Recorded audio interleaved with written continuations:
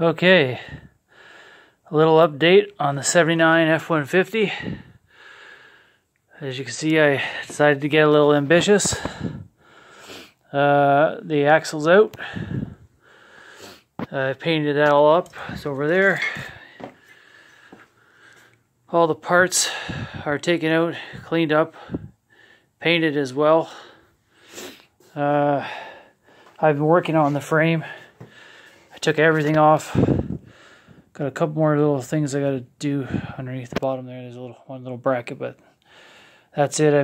Right now I got a de-ruster on it. I've wire wheeled the whole thing, and look at it shot here. And I got a de-ruster on it now. She's solid. No Swiss cheese at all, which is good. All the rear supports, or motor supports, are good. Everything's solid. Same thing on this side. You can't see because of the light.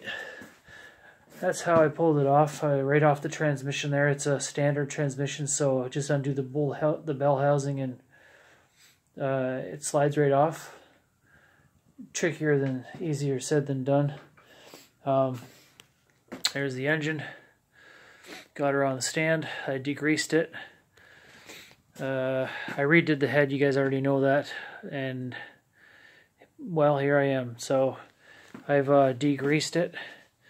It's got some degreaser on it. I'm gonna let it sit overnight. Then tomorrow I'll hit it with the power washer, or the day after that. And then I'm gonna put a de-ruster on that and soak the hell out of that with this gel. It's a gel kind of compound. De-rust that. I want to paint that all blue like this. I'll show you. I did the transformer, your ignition coil, that color. So that's the color that I want the engine.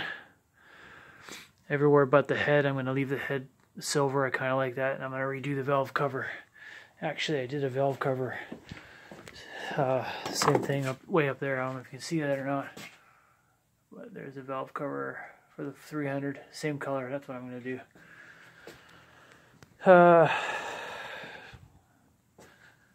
There's the manifold.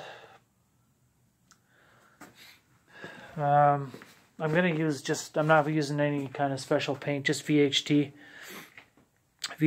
ceramic paint, or whatever it's called. I don't know, the engine paint. I think that's what I'm going to go with. I was either that or Duplo, one or the other. I don't know. I haven't decided yet. Probably the other one, the VHT, but it's probably all the same crap. Will it last forever? Probably not. But I am going to prep it really good. Get every little bit of oil off this. Power wash it. I'm going to use dish detergent on it to get more, and then I'll use more spray 9, then I'll use alcohol. I'll use my wire wheel brush, de-ruster. I'm going to get as much, if not all, rust off this, and just make sure it's absolutely clean metal. I can't stress how important that is when you're painting. It won't hold. So just lots of prep work, lots of degreasing over and over again, hot water. Get in every nick and cranny and just keep doing it over and over again. I sealed up as many cracks as I could. Like this here, I'll seal it up better. That's not really good, but I'll seal that all up. Maybe put a bag over it so I can power wash it. This distributor is just a dummy distributor. I just put it in there to seal it up. It's not the one I'm actually using. I'll seal up the tops too, so no water gets in it. I'm gonna drain it all, flush it. This engine had really good compression on it, so I'm gonna reuse it until I build my other engine. But until then, I mean, who knows? Maybe this will just last my whole lifetime.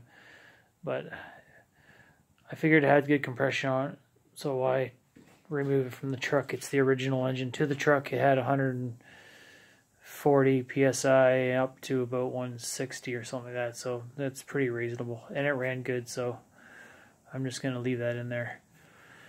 I want to try to get the frame, let's go back here. I want to try to get the frame painted. Right now it's October, middle of October. I want to try to get this frame painted by November. That way I can at least work on the Dana 44 and getting the frame and the wheels back on and all that stuff back on. The engine, I guess I can wait till springtime to paint the engine, but I do really want to get this this frame painted, and I want to get the axle back in with the tires because I don't like having it like this. It's a lot of it's overwhelming seeing everything all over the place. At the same time, it's fun, but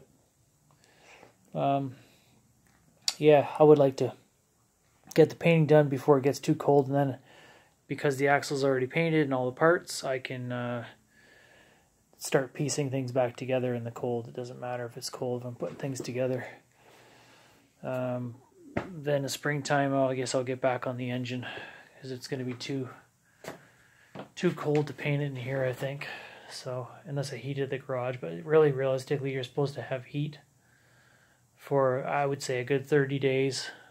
Nice heat or above zero, so this can allow to bake on.